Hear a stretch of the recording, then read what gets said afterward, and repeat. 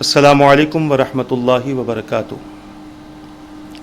मोहतरम नाज़रीन व सामईन किराम, माह शाबानुल मुअज़्ज़म में एक अज़ीम रात है जिसको शब बरात कहा जाता है। इस रात की फ़जीलत में हुज़ूर अकरम सल्लल्लाहु ताला अलैहि वसल्लम से कई अहादीस पाक हमें मिलती हैं जो मुख्तलिफ़ सहाबे किराम अलैहिमुर रिज़वान ने नक़ल फ़रमाई है। शब बरात की फ़जीलत और ख़ुसूसियत ये है कि इस रात मग़रिब होते ही यानी 14 शाबान गुज़रते ही 15वीं शब जब शुरू होती है तो अल्लाह तबारक व तआला अपनी शान के मुताबिक आसमान दुनिया पर जलवागर होता है और शाम से लेकर फ़ज्र तक ऐलान होता है, क्या कोई इस्तिग़फ़ार करने वाला है मैं उसकी मग़फ़िरत करूं, क्या कोई रिस्क मांगने वाला है मैं उसको रिस्क दूं, क्या कोई मुसीबत ज़दा है कि उसको नजात दूं। और ये सिलसिला पूरी रात चलता है, यहाँ तक कि सुबह हो जाती है। इस रात की अहमियत और इस रात का जो मर्तबा है हुज़ूर अकरम सल्लल्लाहु ताला अलैहि वसल्लम के इस फ़रमान मुबारक से भी मिलता है। उम्मुल मुमिनीन सय्यदतुना आयशा सिद्दीक़ा रज़ियल्लाहु ताला अन्हा फरमाती हैं कि हुज़ूर अकरम सल्लल्लाहु अलैहि वसल्लम ने इरशाद फरमाया, क्या तुम जानती हो कि इस रात यानी 15वीं शाबान में क्या होता है।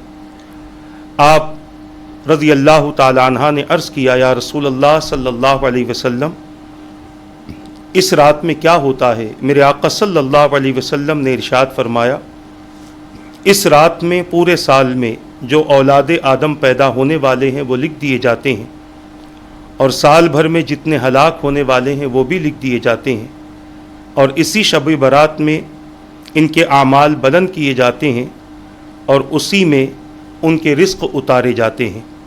इस हदीस पाक को मिशकात शरीफ जिल्द नंबर 1 सफ़ा नंबर 115 में नक़ल किया गया है। शब बरात में जहाँ बंदा बहुत सारी चीज़ें करता है वहीं पर शब बरात में बंदा अल्लाह तबारक व तआला की इबादत का एहतमाम करता है। हुज़ूर अकरम सल्लल्लाहु ताला अलैहि वसल्लम की इबादत के हवाले से मौला अली शेर खुदा रज़ियल्लाहु ताला अन्हु फरमाते हैं, इमाम बैहक़ी ने जिल्द नंबर 2 सफ़ा नंबर 387 पर इस हदीस पाक को रिवायत किया है। मौला अली फरमाते हैं कि मैंने हुज़ूर अकरम सल्लल्लाहु ताला अलैहि वसल्लम को शाबान की 15वीं रात को देखा कि आप खड़े हुए और 14 रकात नमाज आपने पढ़ी, फिर नमाज से फ़ारिग़ होने के बाद बैठे रहे और सूरे फ़ातिहा 14 मरतबा, सूरे इखलास 14 मरतबा, सूरे फ़लक 14 मरतबा, सूरे नास 14 मरतबा और 1 मरतबा आयतुल कुर्सी, और फिर इस आयत की आपने तिलावत की, लक़द जाअकुम रसूलुम मिन अनफुसिकुम अज़ीज़ुन अलैहि मा अनित्तुम हरीसुन अलैकुम बिल मुमिनीन रऊफ़ुर रहीम फ़इन तवल्लौ फ़क़ुल हस्बी अल्लाहु ला इलाहा इल्ला हु अलैहि तवक्कलतु व हुवा रब्बुल अर्शिल अज़ीम। आप नमाज से फ़ारिग़ होने के बाद और इस तिलावत से फ़ारिग़ होने के बाद मैंने हुज़ूर अकरम सल्लल्लाहु ताला अलैहि वसल्लम से जिस अमल को देखा उसके बारे में दरियाफ़्त किया तो आपने फ़रमाया, जो कोई इस तरह का अमल करेगा जो तुमने देखा है उसको 20 हज मकबूल और 20 साल के मकबूल रोज़ों का सवाब मिलेगा, और अगर वो उस दिन रोज़े की हालत में हो तो रोज़े की हालत में उसने सुबह की तो उसके लिए गुज़िश्ता और आइंदा सालों के रोज़ों के बराबर सवाब मिलेगा। यानी अगर किसी बंदे ने इस तरह की नमाज अदा की जो हुज़ूर अकरम सल्लल्लाहु ताला अलैहि वसल्लम की सुन्नत से साबित है और इमाम बैहक़ी ने जिसको नक़ल फ़रमाया, तो अल्लाह ताला उसे 20 हज मकबूल का सवाब, इसका हरगिज़ ये मतलब नहीं है कि 20 हज का सवाब मिल गया तो हज को न जाएँ। हज का करना और है, सवाब पाना और है। रोज़े रखना और है, रोज़े का सवाब पाना और है। यहाँ सवाब का ज़िक्र है, यहाँ पर उस अमल के मुकम्मल होने का ज़िक्र नहीं है। तो लिहाजा बंदे पर जो चीज़ें फ़र्ज़ हैं वो अपने फ़राइज़ को भी अदा करे اور اتنا زیادہ ثواب حاصل کرنے کے لیے حضور اکرم صلی اللہ تعالیٰ علیہ وسلم کے طریقے پر اس طرح سے عبادت بھی کرے۔ اور یہ بھی بات ذہن میں رکھے کہ ایسی متبرک راتوں میں مسجد میں جمع ہونا، نوافل کی کثرت کرنا، استغفار کرنا، توبہ کرنا، یہ بہترین امر ہے۔ اس کا تعلق نہ بدعت سے ہے نہ کسی اور عمل سے ہے۔ بہت سارے لوگ ان راتوں میں خصوصاً لوگوں کو روکتے ہیں کہ یہ عمل بدعت ہے، حدیث سے ثابت نہیں ہے۔ اب ان کو جو حدیث سمجھ میں آئے بس اسی کو حدیث سمجھتے ہیں، باقی کسی اور چیز کو حدیث وہ نہیں سمجھتے۔ ہمیں اپنے اسلاف کے طریقے کو دیکھنا ہے۔ ہمارے اسلاف کرام نے جو بھی عمل کیا ہے وہ نبی کی سنت کے مطابق کیا ہے، یا ایسا عمل کیا ہے جس عمل کو اللہ تبارک و تعالیٰ نے پسند فرمایا۔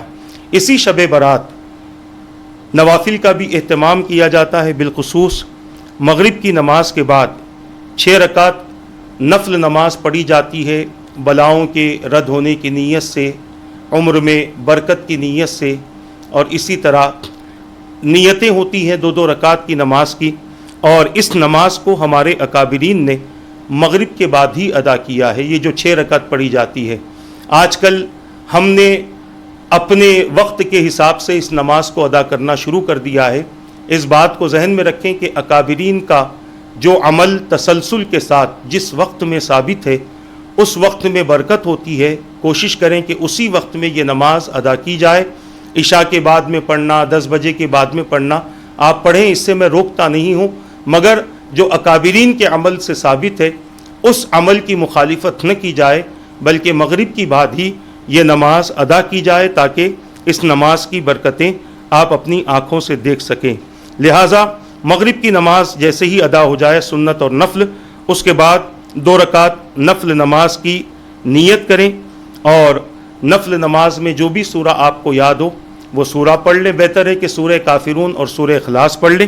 اس کے بعد 1 مرتبہ سورہ یاسین پڑھیں۔ پھر نصف شعبان کی جو دعا اپن سوروں میں ہے، اور آج کل سوشل میڈیا کے ذریعے آپ کو واٹس ایپ پر، فیس بک وغیرہ پر اس دعا کی کلپ بھی آ جاتی ہے، اور اس دعا کی آپ کے پاس میں پیپر بھی آ جاتا ہے، اس دعا کو پڑھیں۔ 2 رکعت ایسے پڑھیں، پھر سورہ یاسین اور دعائے نصف شعبان پڑھنے کے بعد پھر 2 رکعت پڑھیں نفل نماز کی نیت سے، پھر اس کے بعد سورہ یاسین دعائے نصف شعبان پڑھیں، پھر نفل نماز پڑھیں، اور پھر سورہ یاسین اور دعائے نصف شعبان پڑھیں۔ اسی طرح 15ویں شعبان کو اپنی رات یعنی 15ویں شب جو ہوتی ہے شب برات، زیادہ سے زیادہ عبادات اور اطاعت میں گزاریں، رزق کی طلب میں گزاریں، استغفار کرتے ہوئے گزاریں، رکوع و سجود میں گزاریں، ذکر کرتے ہوئے اللہ کے خوف میں گزاریں، جنت کی طلب کرتے ہوئے جہنم سے پناہ مانگتے ہوئے گزاریں۔ اس رات ندا دی جاتی ہے، بندہ جو مانگتا ہے اللہ تبارک و تعالی اس بندے کی دعا کو قبول فرماتا ہے۔ اور کوشش یہ بھی رہے کہ کسی کے حقوق ضائع نہ ہو۔ اگر کسی کو تکلیف دی ہے تو آپ اس سے معافی مانگ لیں، ماں باپ کو تکلیف دی ہے ان سے معافی مانگ لیں، صرف میسج لکھ کر نہ بھیجیں۔ آپ نے زبان سے تکلیف دی ہے تو زبان ہی سے ان کے سامنے بیٹھ کر آپ ان سے معافی مانگ لیں، یا جن کو بھی آپ نے تکلیف دی ہے ان سے معافی مانگ لیں، کیونکہ اس رات کسی کو تکلیف دینے والے کی دعا اللہ تبارک و تعالی قبول نہیں فرماتا۔ جب یہ رات گزر جائے تو 15ویں دن کا روزہ رکھنے کی بھی بڑی فضیلت اللہ کے رسول صلی اللہ تعالیٰ علیہ وسلم نے بیان فرمائی ہے، اور خصوصاً حضور اکرم صلی اللہ علیہ وسلم کا یہ عمل رہا۔ امام نسائی نے اپنی کتاب میں حضرت اسامہ ابن زید رضی اللہ تعالیٰ عنہ سے روایت کیا ہے، اور یہ روایت کنز العمال میں بھی موجود ہے۔ حضرت اسامہ ابن زید رضی اللہ تعالیٰ عنہ فرماتے ہیں، میں نے حضور اکرم صلی اللہ علیہ وسلم سے عرض کیا، یا رسول اللہ صلی اللہ علیہ وسلم، آپ شعبان کے مہینے میں جتنے روزے رکھتے ہیں اتنے روزے کسی اور مہینے میں نہیں رکھتے دیکھا۔ آپ نے فرمایا، یہ رجب اور رمضان کے درمیان کا وہ مہینہ ہے جس سے لوگ غفلت کرتے ہیں۔ اسی مہینے میں رب العالمین کے دربار میں اعمال پیش کیے جاتے ہیں، اور میں اس بات کو پسند کرتا ہوں کہ جب میرے اعمال اللہ کے حضور پیش کیے جائیں تو میں روزے سے رہوں۔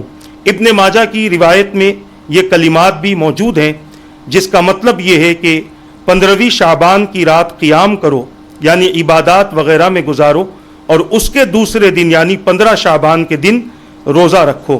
حضور اکرم صلی اللہ تعالیٰ علیہ وسلم نے اس رات عبادات کا بہت زیادہ اہتمام فرمایا ہے، لہٰذا میری گزارش ہے کہ نفل کا جو طریقہ بتایا گیا 14 رکعت جو حضور نے ادا کی، اور پھر ہمارے اکابرین نے مغرب کے بعد میں جو 6 رکعت ادا کی ہے، آپ ان نمازوں کی زیادہ سے زیادہ کثرت کریں، اور ہماری نیت یہ ہو کہ ہمارے اعمال رب کی بارگاہ میں ایسی حالت میں پہنچے کہ ہم خدا کا ذکر کرتے ہوں، قرآن کی تلاوت کرتے ہوں، استغفار کرتے ہوں، درود پڑھتے ہوں، تسبیح و تحلیل تحمید و تقدیس کرتے ہوں، اپنے گناہوں سے توبہ کرتے ہوں، اپنے لیے جنت کی دعائیں کرتے ہوں۔